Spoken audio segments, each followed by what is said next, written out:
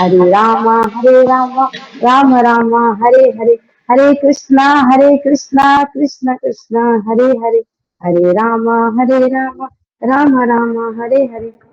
हरे कृष्ण मोदी जी।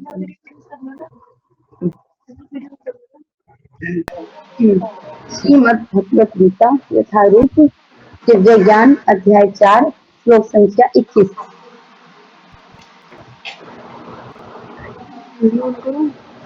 निराशीरचित आत्मा यत्त सर्व परिग्रहा शारीरं केवलं कर्म कुर्वन्नाप्नोति किल्बिषम्।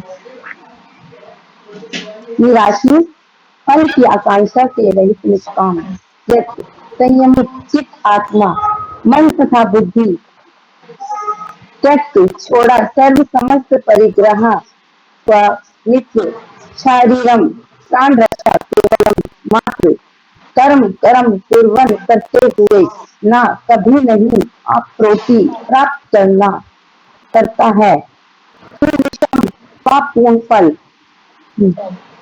जगदीश जी प्रभुपाद अनुवाद प्रभुपाद जी द्वारा तात्पर्य।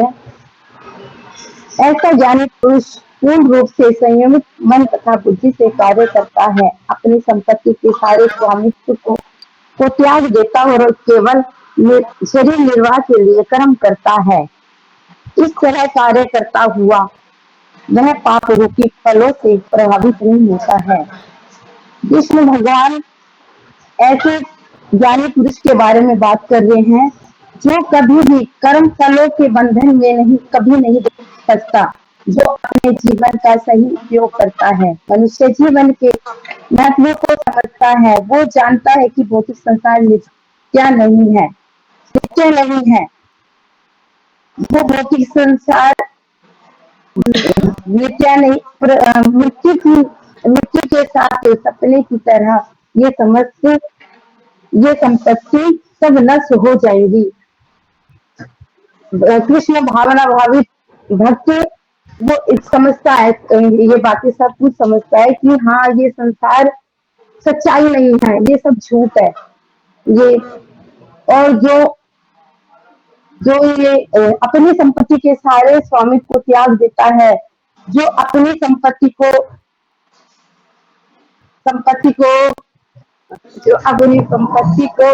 जो अपना समझता है और वो अपने को करता कहता है और स्वामी समझता है कि मैं इसका स्वामी हूँ, मैंने सारा धन जो इतना इकट्ठा कर लिया वो उसे अहंकार हो जाता है कि मैंने अपनी बुद्धि से सारा धन इकट्ठा किया है। और जो कृष्ण भावना भावित होता है उसको पता होता है कि ये सारा धन जितना भी ये सारी भगवान की संपत्ति है और भगवान की कृपा से ही मुझे प्राप्त हुई है, भगवान ने मुझे दिया है और केवल शरीर निर्वाह के लिए कर्म करता है। इस तरह कार्य करता हुआ वह पाप रूपी फलों से प्रभावित नहीं होता है। तात्पर्य कृष्ण भावना भावित व्यक्ति कर्म करते समय कभी भी शुभ या अशुभ फल की आशा नहीं रखता। कृष्ण भावना भावित जो व्यक्ति होता है, जो भक्त होता है, वो कभी भी कर्म करते हुए ये कभी ये नहीं सोचता है कि मुझे इसमें लाभ होगा या हानि होगी।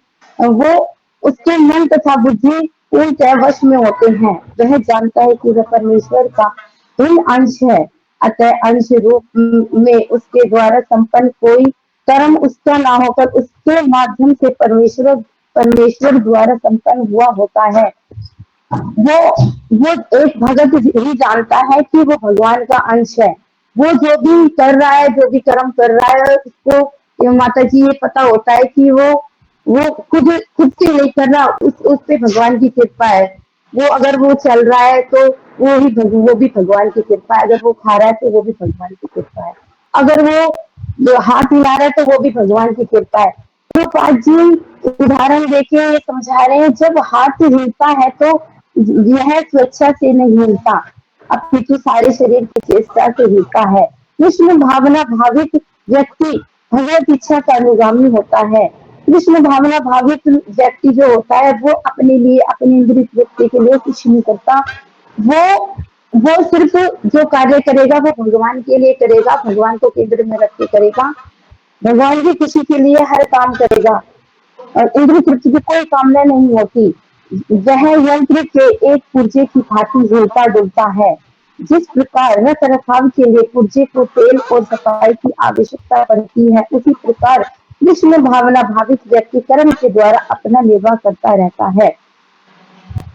जैसे एक मशीन को पुर्जे को तेल की सफाई की जरूरत होती है, अगर उसकी सफाई नहीं करेंगे तो हम तो वो जाम हो जाएगी, वो चलेगी नहीं। ऐसे ही हमारा शरीर है कि हम अपना कर्म करते हुए अपनी अपनी जो जिम्मेदारियां उसको पूरे करते हुए परिवार की सेवा करते हुए भगवान की सेवा करते हुए, तो प्रभुपाद जी यही बात समझा रहे हैं हमें कि अपनी सारी जिम्मेदारियों को पूरी करते हुए भगवान की सेवा करते हुए अपने शरीर का भी ध्यान रखना है। अगर तुम अपने शरीर का ध्यान नहीं रखोगे तो ये शरीर बीमार हो जाएगा, फिर हम प्रेम भक्ति नहीं कर पाएंगे और ये ठीक नहीं रहेगा। अतः वह अपने प्रयासों के फलों के प्रति निश्चेष्ट रहता है।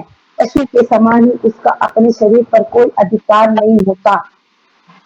वो एक एक भगत ही समझता है कि हमारा शरीर जो है हमें भगवान ने दिया है, हमारे भगवान ने गिफ्ट गिफ्ट दिया है, भगवान की अमानत है ये। कभी कभी क्रूर स्वामी अपने अधीन पशु को मार भी डालता और तो कभी पशु विरोध भी नहीं करता, ना ही उसे कोई स्वाधीनता होती है। आत्म साक्षात्कार में पूर्ण तत्पर कृष्ण भावना भावित व्यक्ति के पास इतना समय नहीं रहता कि कभी कभी कोई स्वामी अपने अधीन पशु को मार डालता है। जैसे कि अपने घर में जैसे कुत्ता बिल्ली पालते हैं और वो बहुत क्रूर होते हैं, गुस्से वाले होते हैं। वो अपने कुत्ते बिल्ली को मारते पीटते हैं, कभी कभी गुस्से में इतना मारते हैं ना कि वो पीटते पीटते वो मर भी जाता है। पर भगवान ऐसे नहीं है। भगवान हमारे लिए बहुत दयावान होते हैं, बहुत दयालु होते हैं। जो असुर भी होते हैं वो भी जो भगवान की निंदा करते हैं, भगवान को अपना दुश्मन समझते हैं, भगवान उनके लिए भी सब कुछ करते हैं, उनके लिए खाने पीने की व्यवस्था करते हैं, हमारे सबका ध्यान रखते हैं, हमारी चिंता करते हैं। तो भगवान हमारे दयावान इतने दयालु होते हैं। और तो रहता वह अपने पास कोई भौतिक वस्तु रख सके। अपने जीवन निर्वाह के लिए उसे अनुचित साधनों द्वारा धन संग्रह की आवश्यकता नहीं रहती। ना ही उसे कोई स्वाधीनता होती है, ना आत्मा साक्षात्कार पूर्णतः तो पच्चीस भावना भावित व्यक्ति के पास इतना समय नहीं रहता कि वह भौतिक वस्तुएं इकट्ठा कर सके। उसे बस इतनी इतनी जरूरत होती है कि बस उसे इतना पता जीने के लिए कि मैं बस मुझे खाने को अन्न मिल जाए, रहने के लिए मकान मिल जाए और पहनने के लिए कपड़ा, बस उसी में वो इतना ही संतुष्ट रहता है। उसे और किसी और चीज की आवश्यकता नहीं होती, वह इसी इतने में वो खुश रहता है।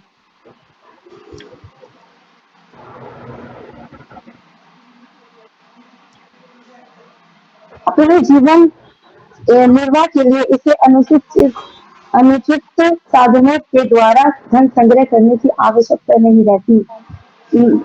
जैसे अनुचित साधन के द्वारा धन संग्रह, जैसे कि चोरी करना, डकैती करना या किसी की बेईमानी करना, उससे धन कमाना।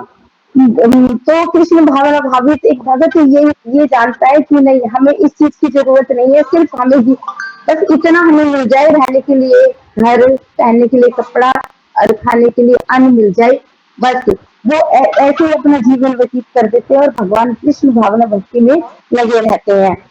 और अतः वह ऐसे भौतिक पापों से कलमश ग्रस्त नहीं होता, वह अपने समस्त कर्म फलों से मुक्त रहता है। हरे कृष्ण माता जी। माता जी बस मैं इतना ही समझा सकती हूँ, उससे ज्यादा मैं नहीं समझा सकती। जो और आगे कुछ भी रह गया माता जी वो आप समझा दीजिए, बस मुझे इतना ही आता है माता जी। बहुत बहुत धन्यवाद माता जी आपका, आपने बहुत ही अच्छे से समझाया इसको, क्योंकि पहली बार में आपने इतना अच्छा इसको समझाया है, तो यदि आपको बार बार मौका मिला तो आप इसको और अच्छे से एक्सप्लेन कर पाएंगे। क्योंकि अभी आप काफी टेंशन में लग रहे थे मुझे, मना कर रहे थे बार बार, नहीं मैं नहीं करूंगी, मैं नहीं करूंगी।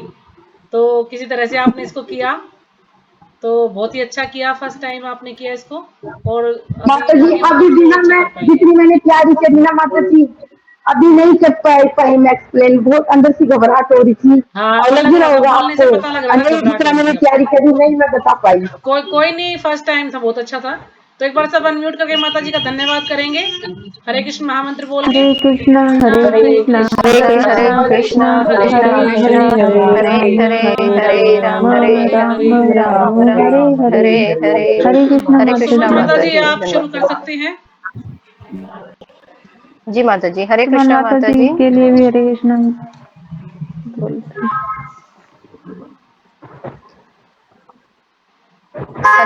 हरे कृष्णा माता जी, सभी को दंडवत प्रणाम। श्रीमद् भगवद गीता यथारूप, अध्याय 4, दिव्य ज्ञान, श्लोक संख्या है 22। यदृच्छालाभु संतुष्टो द्वंद्वातीतो विमत्सरः समः सिद्धो च कृत्वापि न निभ्यते। हरे कृष्णा माता जी, कोई माता जी दोहराना चाहे तो दोहरा लीजिए। हरे कृष्ण माता जी दंडवत प्रणाम। श्रीमद भगवत गीता यथारूप अध्याय 4 दिव्य ज्ञान श्लोक संख्या 22। यदर्चा लाभ है संतुष्ट है द्वंद अतीत विमत्सर सीधो च कर्त्वा अपि न निभ्यते। हरे कृष्ण माता जी, सादर प्रणाम। हरे कृष्ण माता जी, दंडवत प्रणाम। हाँ जी। यदृच्छालाभसन्तुष्टो द्वन्द्वातीतो विमत्सर समसिद्धौ च कृत्वापि न निबध्यते। हरे कृष्ण माता जी, दंडवत प्रणाम। जी हरे कृष्ण। हरे कृष्णा माता जी दंडवत प्रणाम। अध्याय संख्या 4 दिव्य ज्ञान श्लोक संख्या 22। यदृच्छा लाभो संतुष्टो द्वन्द्वो विमत्सर संसिद्धो वसी सिद्धो च कृतवाम अपि न निभ्यते। हरे कृष्णा माता जी दंडवत प्रणाम। जी हरे कृष्ण।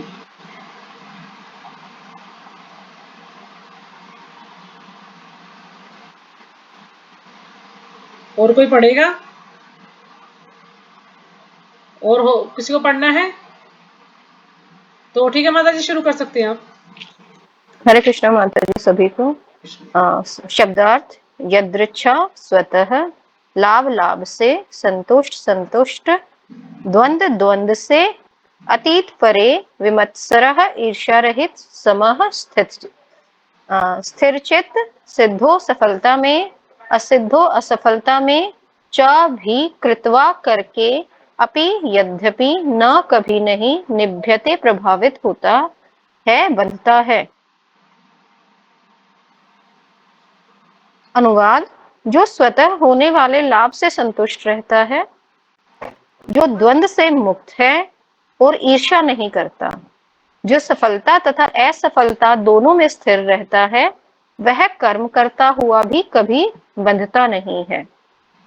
तो अनुवाद में यही बताया जा रहा है कि जो स्वतः होने वाले लाभ से संतुष्ट रहता है, कहने का अर्थ है कि मान लिया हम कोई भी कार्य करते हैं तो उसमें मान लिया कोई बिजनेस करता है कोई व्यक्ति, तो उसमें व्यक्ति ये ना सोचे कि मुझे लाभ होगा, तो जो भी उसे मान लिया उसे थोड़ा बहुत भी अगर उसे लाभ प्राप्त होता है तो उसी में संतुष्ट अगर व्यक्ति हो पाता है।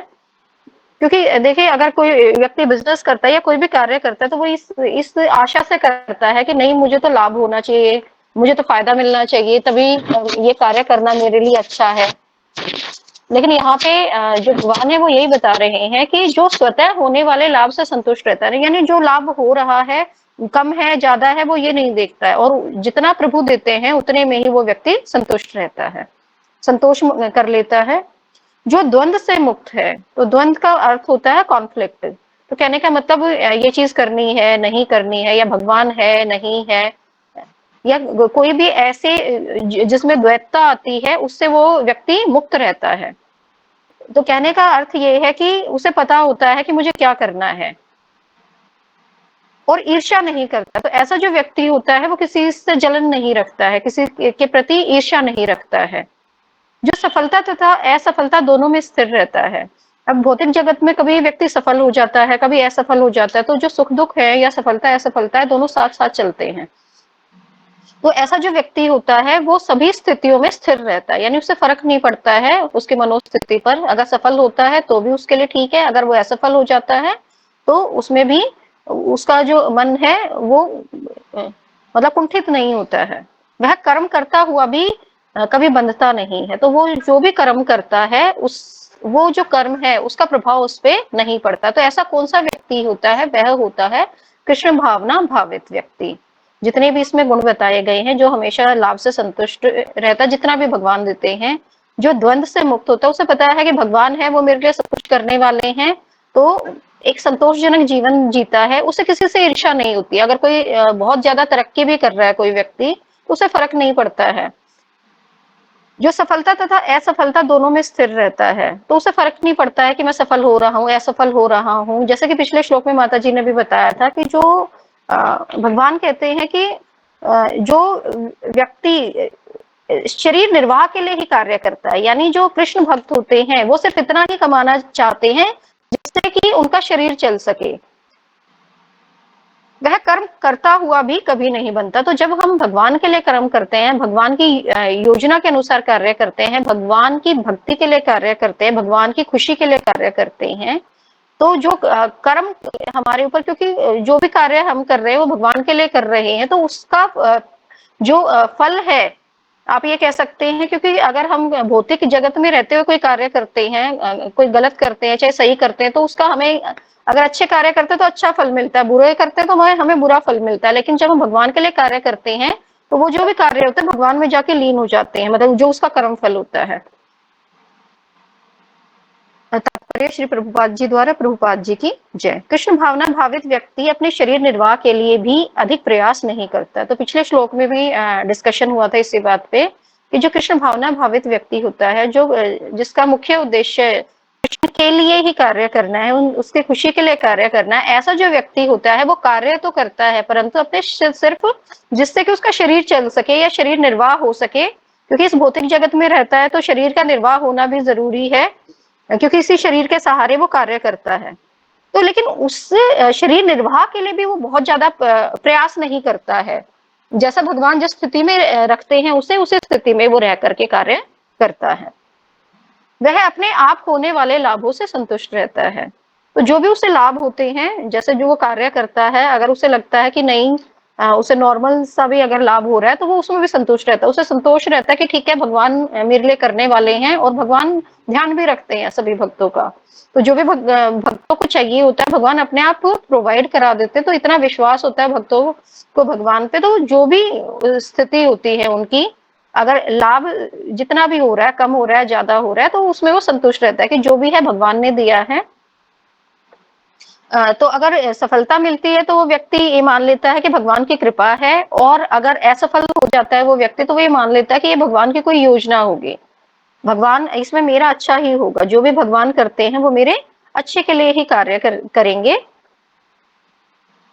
वह न तो मांगता है न उधार लेता है। तो जो कृष्ण भावना भावित व्यक्ति होता है वो किसी से मांगने में यकीन नहीं रखता है, ना ही वो किसी से उधार लेता है, किंतु यथा सामर्थ्य वह सच्चाई से कर्म करता है। तो जो भी वो कार्य करता है, जितनी उसकी सामर्थ्य होती है उसके हिसाब से वो सच्चाई से, ईमानदारी से कार्य करता है, अपना कर्म करता है, और अपने श्रम से जो प्राप्त हो जाता है, तो जो भी श्रम करते हैं तो जो भी उसे प्राप्त होता है वह उसी में संतुष्ट रहता है।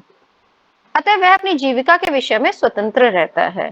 तो यहाँ पे जो प्रभु जी की क्लास मैंने एक सुनी थी, तो उसमें प्रभु जी ने यही बताया था कि इस श्लोक में ये भी बताया जा रहा है कि जो भी आप जीविका का साधन रखे ना, यानी जो आप, हर व्यक्ति देखिए क्योंकि इतनी महंगाई है, सभी लोग कमाना तो चाहते हैं, लेकिन प्रभु ने बताया कि आप जो भी जीविका के लिए कार्य करें तो वो ऐसा होना चाहिए जिसमें आप स्वतंत्र रह सके।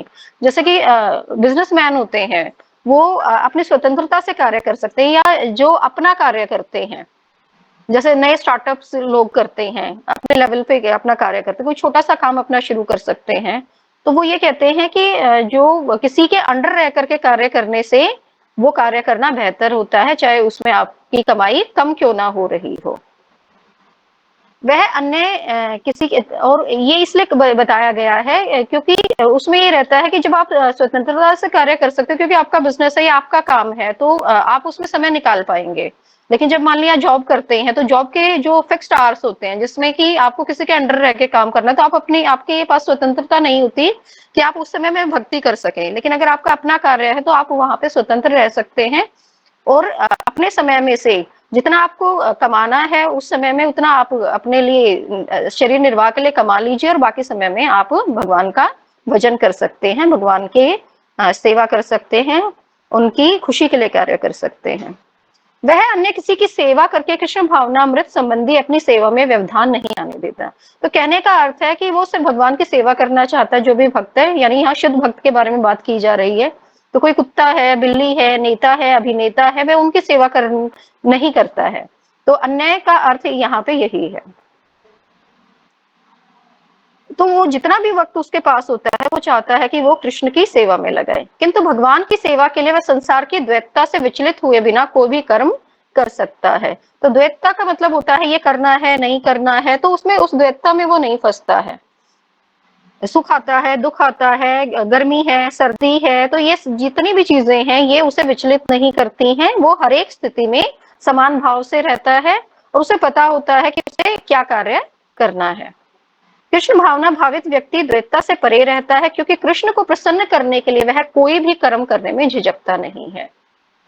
तो जो कृष्ण भावना भावित व्यक्ति होता है उसे पता है कि कृष्ण की प्रसन्नता के लिए उसे क्या क्या कार्य करने हैं। उसे भजन करना है, कीर्तन करना है, भगवान का नाम जपना है, भोग लगाना है। तो जितने भी कार्य है जो भगवान की प्रसन्नता के लिए किए जा सकते हैं, इसमें चाहे जैसे चैरिटी करते हैं भगवान के लिए, मंदिरों के लिए, या फिर इसमें बुक्स बांटते हैं, तो वो कोई भी कर्म आप करने में जो वो व्यक्ति होता है जो एक शुद्ध भक्त है वो झिझकता नहीं है, उसे इस बात में कोई शर्म नहीं होती है। अतः वह सफलता तथा असफलता दोनों में संभव में रहता है। तो चाहे सफल होता है वो इस काम में, चाहे असफल होता है, तो दोनों में ही वो विचलित नहीं होता है।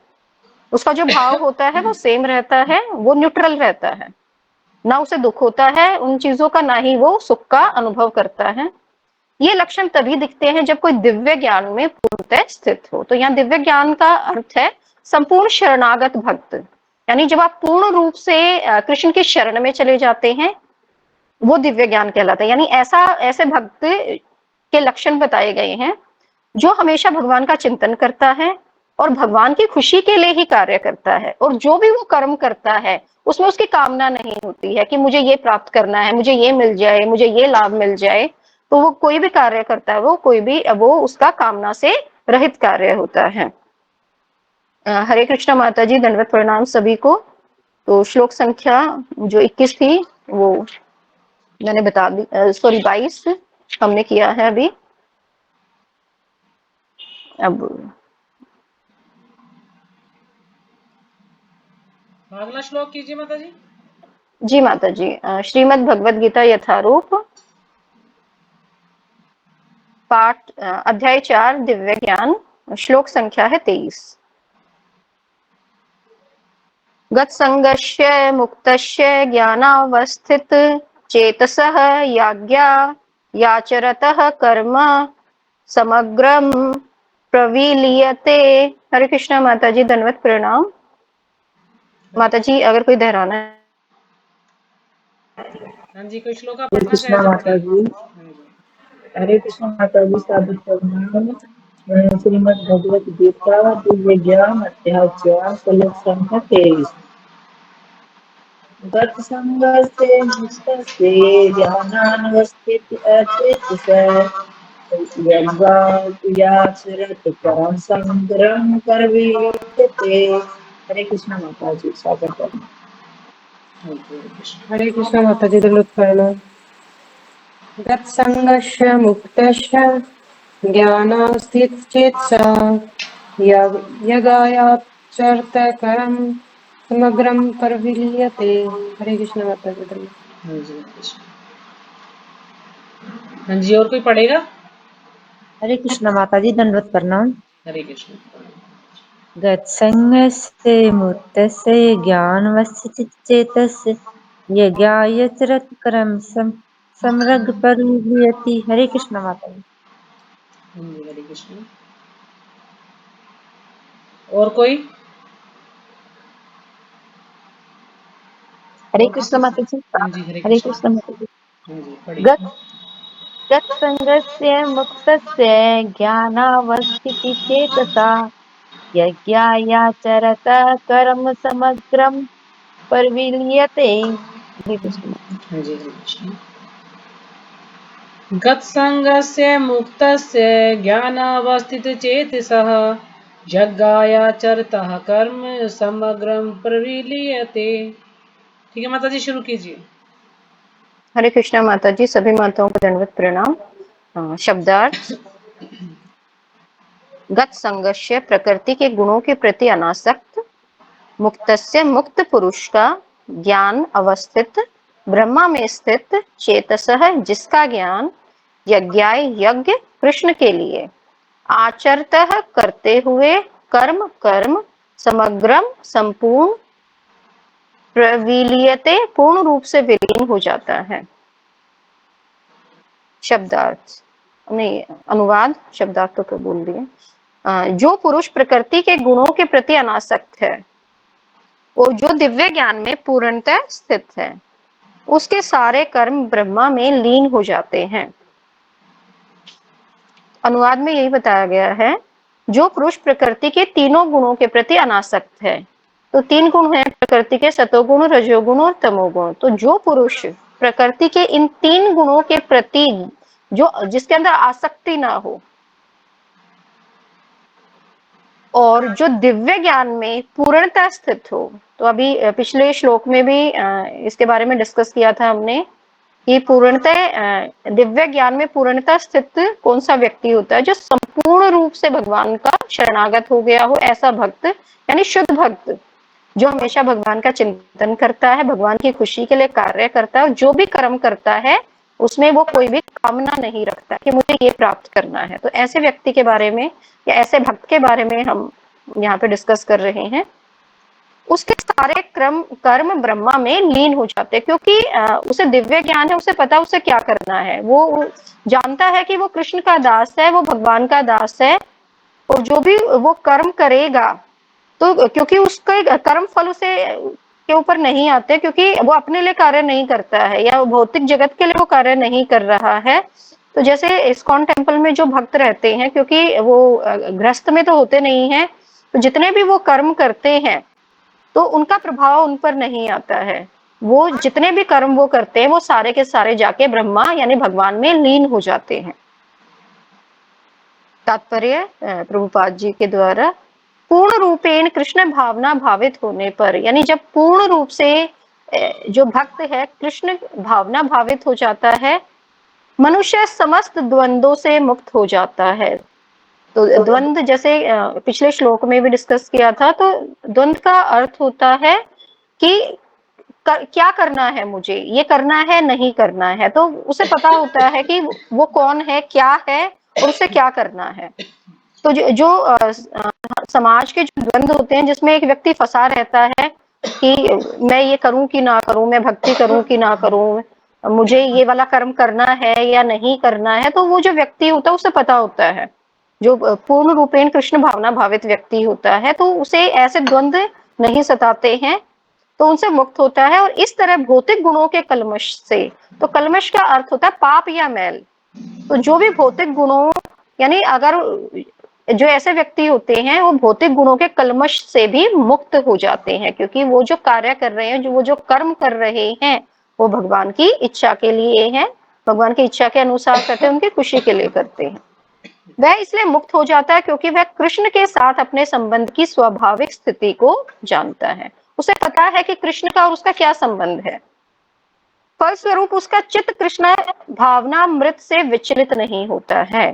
तो विचलित का अर्थ होता है, देखिए बहुत सारे भक्त होते हैं जो कि जैसे मान लिया किसी को भी भक्त बनना है, तो उसके लिए जैसे इस्कॉन टेम्पल में कुछ नियम है कि चाहे छोड़नी होती है या जो चार जो इसमें हमें नियम फॉलो करने होते हैं, तो बहुत सारे भक्त नहीं कर पाते हैं, तो उस कारण से वो विचलित रहते हैं।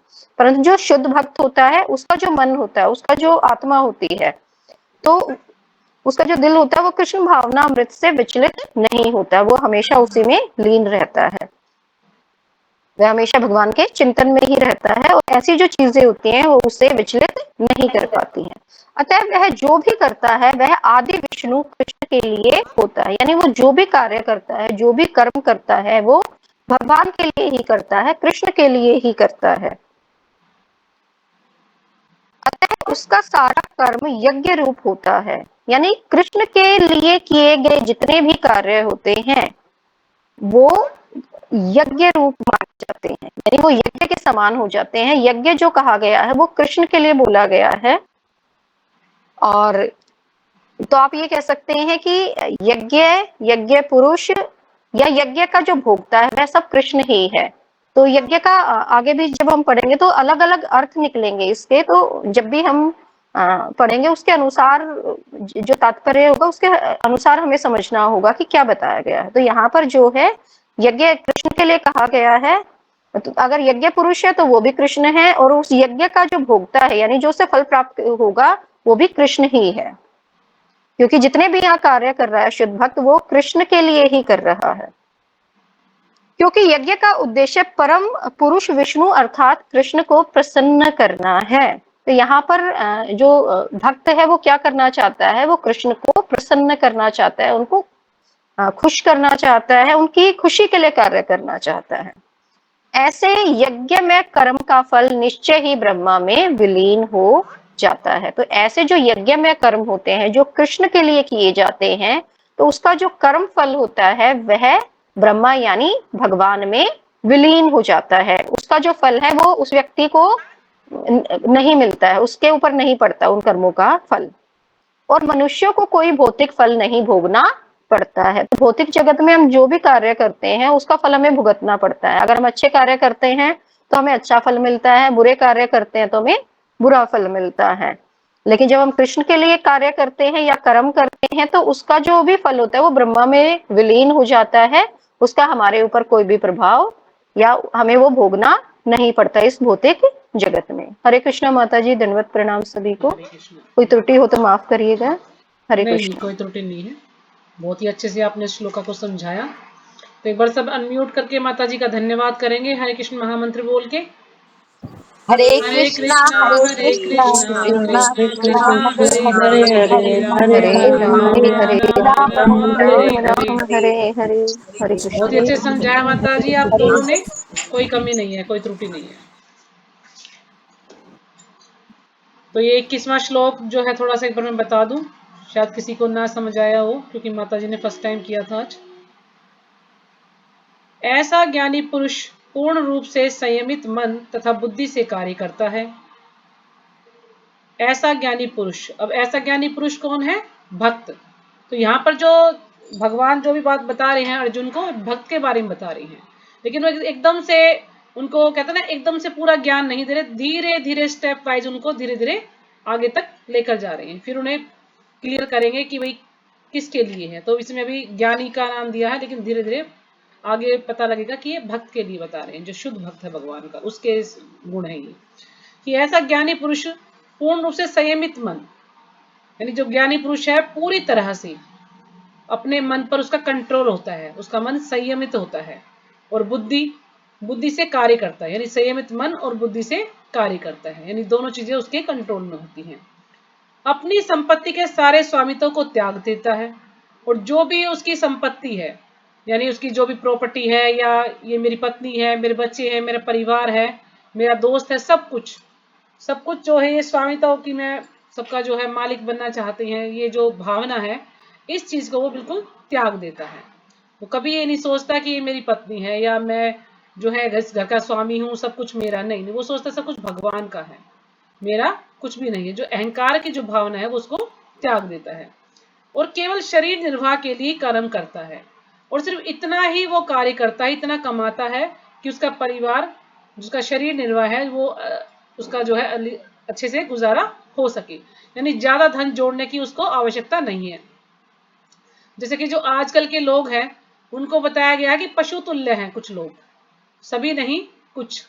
जैसे प्रभुपाद जी कहते हैं कि पशु तुल्य, ये जो इसका तात्पर्य से प्रभुपाद जी ने बताया है कि पशु तुल्य किस प्रकार से, कि आजकल जो है लोग क्या करते हैं, धन कमाने में लगे रहते हैं। वो ये नहीं देखते दिन है कि रात है, बस धन कमाना है। ज्यादा से ज्यादा धन कमाएंगे तो ज्यादा से ज्यादा सुविधाएं हमें मिलेंगी, ज्यादा से ज्यादा हम इंद्रिय तृप्ति कर पाएंगे, बस इसलिए धन कमाया जा रहा है। उनको अपने शरीर पर भी कोई ध्यान नहीं दे पाते, भक्ति के लिए भी समय नहीं दे पाते। जिस भगवान ने सब कुछ उनको दिया है उसके लिए उनके पास समय नहीं होता है, न ही अपने परिवार के लिए उनको समय होता है, न अपने बच्चों के लिए उनके पास समय होता है। तो जैसे इसमें उदाहरण था कि जैसे जो नॉर्मल लोग हैं अपने बच्चों को बढ़ता हुआ देखते हैं, किस प्रकार से बढ़ता हुआ देखते हैं, अब छोटा है बड़ा है इस तरीके से वो अपने बच्चों को बढ़ता हुआ देखते हैं। लेकिन जो बिजनेसमैन है या जो डॉक्टर हैं वो इतना बिजी होते हैं कि बच्चा जब सो जाता है जब तो वो घर में आते हैं, और जब सुबह जाते हैं तो उस समय बच्चे सोते रहते हैं। तो अपने बच्चों को इस तरह से बड़ा हुआ देखते हैं वो, क्यों? क्योंकि बच्चा सोता हुआ मिलता है, वो उसको ऐसे देखते ही नहीं है वो कभी भी, तो इतना बिजी रहते हैं। तो कहने का तात्पर्य क्या है कि हमें धन कमाना चाहिए, सभी को धन कमाना चाहिए, क्योंकि धन नहीं कमाएंगे तो हमारा परिवार कैसे चलेगा, हमारा इस शरीर का निर्वाह कैसे होगा। लेकिन इतना कमाना चाहिए जितना कि आवश्यक हो। अगर हम जरूरत से ज्यादा धन कमाते हैं कि भगवान के लिए भी समय नहीं निकाल पाते, परिवार के लिए भी समय नहीं निकाल पाते, बस सारा दिन काम काम, ना हमारी नींद पूरी होती है, ना हम ढंग से खा पाते हैं, बस पैसा कमाने में लगे रहते हैं, तो इससे क्या होगा कि हमारे शरीर पर भी बुरा प्रभाव पड़ता है। क्योंकि लोगों के पास समय ही नहीं है, ना वो एक्सरसाइज कर पाते हैं, ना भगवान का नाम ले पाते, कुछ नहीं कर पाते अपने शरीर के लिए। और फिर क्या होता है कि कुछ तो या तो कुछ बीमारियां लग जाती हैं उनके शरीर में, या उनका जो है शरीर मोटापा जैसे ज्यादा बढ़ने लगता है लोगों का। तो इसलिए प्रभुपाद जी यहाँ पर कह रहे हैं कि सबको ये जो शरीर है, ये शरीर हमें भगवान ने दिया है। 84 लाख योनि में घूमने के बाद हमें ये शरीर प्राप्त होता है, तो हम इसका गलत इस्तेमाल ना करें। क्योंकि जब हमारा शरीर स्वस्थ रहेगा तभी हम भगवान की भक्ति कर पाएंगे। अगर हमारा शरीर ही बीमार रहेगा तो भगवान की भक्ति कैसे कर पाएंगे, हम कुछ कर ही नहीं पाएंगे। तो शरीर को स्वस्थ रखने के लिए कम से कम आधा घंटा हम सबको एक्सरसाइज करनी चाहिए। हमें ज्यादा एक्सरसाइज करने की जरूरत नहीं कि हम डंबल उठाएं, हम लटक पटक करें, ये करें। बात कहते हैं नॉर्मल हम थोड़ा सा अपने शरीर को हिलाए डुलाए, आधा घंटा कम से कम एक्सरसाइज करें, ज्यादा भी नहीं। अगर हम कुछ और नहीं कर सकते वॉकिंग करें, हम सुबह सुबह सैर करने जाएं। जैसे प्रभुपाद जी हमेशा सैर करने सुबह जाते थे, अपनी जप माला हाथ में होती थी और वो जप माला करते करते दोनों काम होते थे, सैर भी कर लेते थे और जप माला भी कर लेते थे। तो जितने भी आजकल हमारे जो भी सन्यासी हैं, जैसे हमारे गुरु महाराज थे गोपाल कृष्ण गोस्वामी महाराज, तो वो भी और भी सारे जो सन्यासी हैं, भक्त हैं, वो क्या करते हैं सुबह सुबह अगर ज्यादा नहीं कर पाते तो सब सैर के लिए जरूर जाते हैं। सुबह आधा घंटा सैर करने जाएंगे तो साथ में जप माला होगी और साथ में हमारी माला भी हो जाएंगे, अच्छा वातावरण मिलेगा, फ्रेश एयर मिलेगी, और खुला आसमान के नीचे हम जो है, वैसे तो 24 घंटे एसी कूलर के नीचे हम रहते हैं, लेकिन जब थोड़ा सा बाहर निकलते हैं तो फ्रेश एयर मिलती है। और उस समय सुबह का जो समय होता है बड़ी शांति होती है, बहुत ही अच्छा वातावरण होता है। तो उस समय हम लोग सैर भी कर सकते हैं और हम भगवान का नाम भी ले सकते हैं। तो चाहे हम कितने ही बिजी हों, कितना ही काम हो, लेकिन हमें आधा घंटा अपने शरीर को जरूर देना चाहिए, अगर हमें स्वस्थ रहना है, बीमारियों से दूर रहना है, ताकि हम लंबे समय तक भगवान की अच्छे से भक्ति कर पाए। तो ये प्रभुपाद जी का इस में जो है समझाने का तात्पर्य है कि सबको जो है भगवान का नाम लेना है और साथ साथ अपने शरीर पर भी ध्यान देना है, आधा घंटा शरीर को देना है, अपने परिवार को समय देना है, बच्चों को समय देना है। ये नहीं कि सिर्फ हम पैसा कमाने में ही लगे रहें। और जो भी हम कमाते हैं कम से कम उसमें से हमें 10%, वैसे तो कहा गया शास्त्रों में कि 100% में से 50% हमें दान करना चाहिए, लेकिन आजकल महंगाई इतनी है, बच्चों की पढ़ाई के खर्चे इतने हैं, तो कम से कम 10% उसमें से, या जितनी हमारी श्रद्धा हो या जितनी हमारी सामर्थ्य हो उसके अनुसार हमें दान भी अवश्य करना चाहिए, मंदिर में दान करना चाहिए। तो इस तरह कार्य करता हुआ वह पाप रूपी फलों से प्रभावित नहीं होता है। तो जो व्यक्ति इस प्रकार से कार्य करता है कि उसकी मन और उसकी बुद्धि उसके कंट्रोल में है, वो जो भी कुछ करता है भगवान के लिए करता है, और तो ऐसा व्यक्ति क्या है, वो पाप रूपी जो फल है उनसे वो प्रभावित नहीं होता है।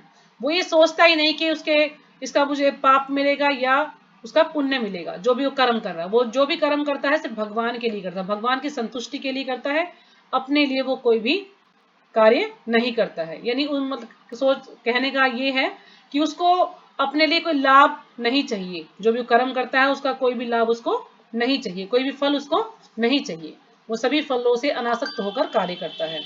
जैसे जो अगला श्लोक है इसमें बता रखा है कि जो स्वतः होने वाले लाभ से संतुष्ट रहता है, स्वतः यानी जो अपने आप ही उसको मिल जाता है लाभ, सिर्फ उसी से संतुष्ट रहता है, वो ज्यादा लाभ की इच्छा नहीं करता है।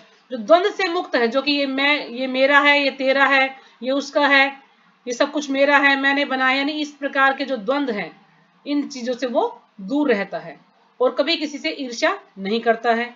जो सफलता असफलता दोनों में स्थिर रहता है, यानी चाहे उसके साथ अच्छा हो या बुरा हो, यानी कोई भी कार्य में उसको सफलता मिले या असफलता मिले, दोनों कार्यों में वो स्थिर रहता है। वो डगमगाता नहीं है कि अब मेरे साथ अच्छा नहीं हुआ, भगवान ने मेरे साथ ऐसा क्यों किया, नहीं, कभी भी ऐसा वो नहीं करता, हमेशा दोनों परिस्थितियों में वो स्थिर रहता है। और कर्म करता हुआ कभी भी बंधता नहीं है। तो जो भी कर्म करता कभी उनसे बंधता नहीं है। क्यों? क्योंकि वो कोई भी कार्य करता है तो भगवान के लिए करता है, भगवान को केंद्र में रखे कार्य करता है, तो इसलिए जो कर्म फल में वो बंधता नहीं है। जो पुरुष प्रकृति के गुणों के प्रति अनासक्त है और जो दिव्य ज्ञान में पूर्णता स्थित है, उसके सारे कर्म ब्रह्म में लीन हो जाते हैं। यानी जो व्यक्ति प्रकृति के जो 3 गुण हैं, सतोगुण, रजोगुण और तमोगुण, इन तीनों से दूर रहता है, अनासक्त रहता है, और जो दिव्य ज्ञान में पूर्णता स्थित है, जो भगवान की भक्ति में, जिसे ये ज्ञान है कि भगवान के साथ उसका क्या संबंध है, उसका क्या स्वरूप है, तो उसमें वो स्थित रहता है पूरी तरह से, तो उसके जो सारे कर्म है वो ब्रह्म में लीन हो जाते हैं। उसके जो भी कार्य वो करता है वो सब ब्रह्म में, ब्रह्म क्या है? भगवान, भगवान में सब लीन हो जाते हैं। यानी वो उसे किसी भी कर्म का कोई भी फल भुगतना नहीं पड़ता, कोई भी उसे कर्म बंधन नहीं लगता, वो सिर्फ जो भी कुछ कार्य करता है भगवान के लिए ही करता है। तो ठीक है, यहीं पे विराम करते हैं। आप सबको शायद समझ आ ही गया होगा। जैसे कि एक छोटी सी स्टोरी से भी हम इसको समझ सकते हैं कि जैसे हमने कल भी चर्चा की थी कि भगवान जो भी कुछ करता है अच्छा ही करता है। जैसे आप सबने ये स्टोरी सुनी होगी, जो पुराने भक्त हैं, कि एक ब्राह्मण था और एक चोर था। तो एक ब्राह्मण था तो वो मंदिर जाता है और क्या हुआ कि इसको ठोकर लगती है और उसको सर में चोट लगती है। तो थोड़ी देर बाद ही वहां पर एक चोर आता है। अब चोर जब आता है तो उसको एक अंगूठी मिलती है सोने की। तो वहां पर जो लोग बैठे हैं वो सोचते हैं कि ये क्या हुआ कि जो ब्राह्मण है, भगवान का भक्त है, उसको तो यहाँ पर चोट लग गई और जो चोर आया तो उसको अंगूठी मिल गई। तो फिर उन्होंने किसी से पूछा, किसी अच्छे से व्यक्ति जिसको बड़ा ज्ञान था, तो उन्होंने बताया कि ये जो ब्राह्मण है ये पहले समय में चोर था, लेकिन ये इसका मतलब सर फूटना था, बहुत ज्यादा चोट लगनी थी इसको, लेकिन ये अभी इस जन्म में अच्छे कार्य करता है, भगवान की भक्ति करता है, तो इस वजह से ये इसको हल्की सी चोट लगी है सर में। लेकिन जो चोर है उसको उसके कर्मों के अनुसार, जो उसके जो पिछले कर्म थे उसके कर्मों के अनुसार बहुत बड़ा खजाना मिलना था उसको, लेकिन वो इस जन्म में चोरी के कार्य में लग गया है, तो इसलिए उसको सिर्फ अंगूठी मिली है। तो इस प्रकार से जो भी हमारे कर्म हैं, यदि हम भक्ति में लगते हैं तो हमारे कर्म अपने आप ही कटने शुरू हो जाते हैं। यहां तक कहा गया कि जो व्यक्ति भक्ति में लग गया है, चाहे वो कम ही भक्ति कर रहा है, चाहे वो एक माला ही कर रहा है, तो ये समझ लीजिए कि वो सारे पाप फलों से मुक्त ही हो गया है, जो भी व्यक्ति भगवान की भक्ति में लग गया है। तो इसलिए भगवान की भक्ति कभी व्यर्थ नहीं जाती, चाहे हम एक ही माला का जप क्यों ना करें। अगर हम 1% भी भक्ति करते हैं तो अगले जन्म में हमें 2% से शुरू करते हैं, लेकिन जो भौतिक पढ़ाई हम करते हैं इस जन्म में करेंगे तो अगले जन्म में भी हमें फिर से वही ABCD सीखनी पड़ेगी।